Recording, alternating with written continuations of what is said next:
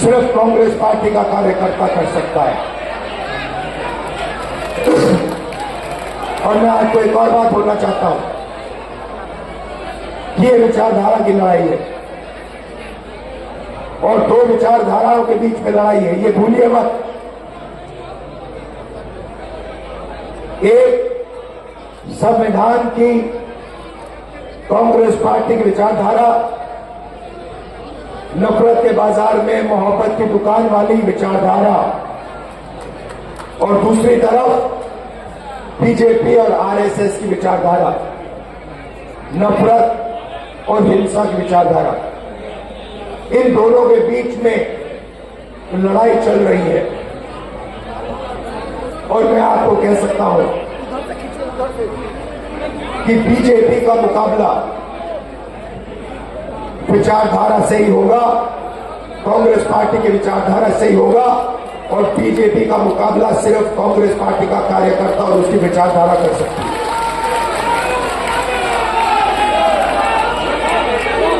मैंने अपने भाषण में महाराष्ट्र के बारे में बोला।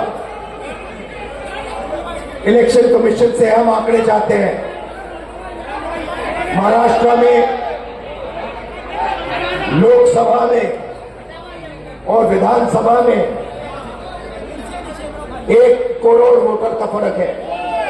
1 करोड़ लोगों ने विधानसभा में वोट दिया और लोकसभा में वोट नहीं दिया था।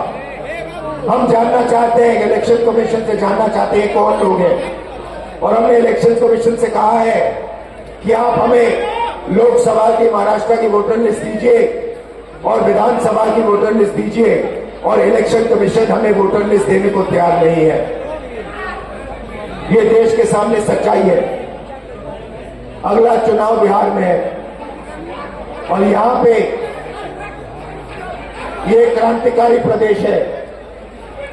देश में जब भी बदलाव आता है, यहां बिहार से आता है, आप लोग करवाते हो। और इसीलिए कांग्रेस पार्टी को, इंडिया गठबंधन को एक साथ मिलकर बिहार में बीजेपी और आरएसएस को हराना है। ये विचारधारा की लड़ाई है। आप सबको तैयार हो जाना चाहिए। आप बब्बर शेर हो कांग्रेस पार्टी के, बब्बर शेर हो, टाइगर हो। आप तैयार हो जाओ। बीजेपी और आरएसएस की विचारधारा को बिहार में हमें हराना है। इंडिया गठबंधन के साथ खड़े होकर बिहार में हम इसको हराएंगे।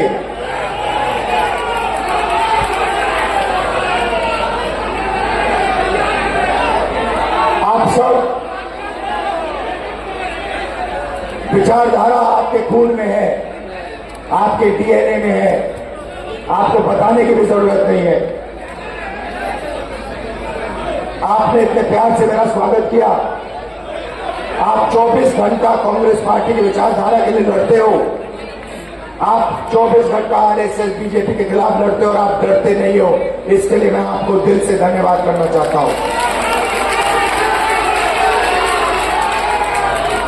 बिहार पेपर लीक का सेंटर हो गया है।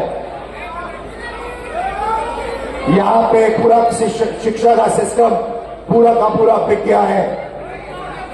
बिहार में युवाओं को रोजगार नहीं मिल सकता। बिहार में महंगाई बढ़ती जा रही है। गरीब लोग कुचले जा रहे हैं। इन लोगों के लिए कांग्रेस पार्टी को लड़ना है। किसानों के लिए, मजदूरों के लिए, गरीब लोगों के लिए, पिछड़ा वर्ग, दलित, इन लोगों के लिए लड़ना है। माइनॉरिटीज के लिए, सबके लिए लड़ना है। और यहां बीजेपी की विचारधारा को हराना है और कॉन्स्टिट्यूशन, संविधान की विचारधारा को जिताना है। आप सबका बहुत बहुत धन्यवाद, दिल से धन्यवाद। नमस्कार।